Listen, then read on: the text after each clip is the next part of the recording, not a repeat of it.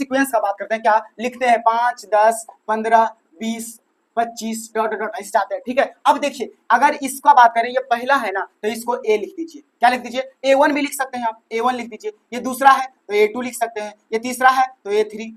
चौथा है तो ये A4, पांचवा है तो A5, ऐसे आप लिखिएगा, बस ऐसा ही लिखिएगा, ठीक है। अब देखिए दोनों का डिफरेंस यानी कि इसको घटाने पे कितना आ रहा है, 5 आ रहा है, 15 में से 10 गया 5 आ रहा है, 20 में से भैया 5 आ रहा है, मतलब डिफरेंस 5 5 सेम आ रहा है, मतलब डिफरेंस का मतलब डी बोल रहा है तो डी का मान कितना आ रहा है, 5 आ रहा है, ठीक है। डी का मान कितना आ रहा है, 5 आ रहा है, ये तो कोई दिक्कत नहीं, ठीक है। डिफरेंस क्या आ रहा है दोनों का, 5 आ रहा है, इतना में दिक्कत नहीं। सार्वधातुक भी इसको बोल सकते हैं, मतलब सभी का अंतर, सार्वधातुक का मतलब सभी का अंतर जो है वो 5 5 है, तो वो क्या हो जाएगा, सार्वधातुक यानी डी इंग्लिश में डिफरेंस। अब देखिए बात करते हैं A1 बराबर कितना दिया हुआ है, 5, ठीक है। A2 बराबर अब आ गया 10, तो हम काम क्या किए हैं देखिएगा गौर से, तो हम क्या किए हैं, ए में डी का मान हम जोड़ दिए हैं, ए का मान था 5 प्लस डी का मान कितना आया था 5, 5 बराबर क्या हो गया 10, डी का मान क्या दिए जोड़। अब देखिए A3, अब इसमें क्या किया, A3 बराबर 15, तो ए का मान तो पहले 5 था, देखिए ए प्लस डी तो पहले लिख दीजिए नॉर्मल, ठीक है। अब ए का मान 5 था प्लस डी का मान 5 था, अब देखिए 5 5 जोड़ने पे 10 आ रहा है,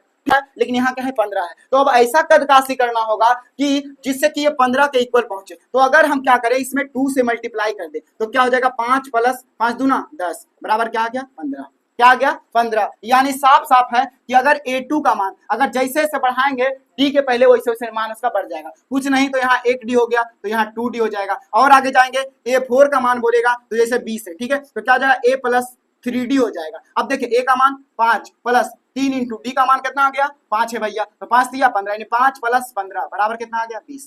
क्या आ गया 20। यानी साफ साफ यहाँ से पता चल गया कि जैसे जैसे यहाँ पर A2 है, ठीक है, यहाँ 2 है तो ये घटा करके लिख दीजिएगा, क्या करिएगा एक घटा करके लिख दीजिएगा, यहाँ 3 है तो ये घटा करके लिख दीजिएगा 2D आ गया, अगर यहाँ 4 है तो ये घटाएगा 3D आएगा, मतलब घटा करके, ठीक है। यानी कि अगर हम मान ले ये जो वैल्यू है उसको हम n मान ले, क्या कर ले n मान ले, ठीक है, तो यहाँ पर जो मान आएगा इसका जो मान आएगा कहीं ना कहीं n माइनस 1 आएगा, n के जगह पे कुछ भी रखेगा तो n माइनस 1 आएगा, ठीक है ना, n माइनस क्या आएगा 1 आएगा, मतलब कितनों पद दे दे, हमको बोलते 20वां पद या 25वां पद, उससे हमको कोई मतलब नहीं है, क्या करना होगा ए तो फिक्स रहेगा, ए फिक्स रहेगा प्लस अब डी तो भी फिक्स रहेगा, लेकिन इसके पहले जो है जो n का मान देगा ना उसमें एक घटा दीजिएगा, उसमें एक घटा दीजिएगा, ठीक है। तो a plus n minus 1 into D, A plus n minus 1 into D, ये जो होता है an का फॉर्मूला होता है, an का फॉर्मूला यही होता है, क्यों होता है ये पता चल गया। an बराबर होता है क्या, a plus n minus 1 into D,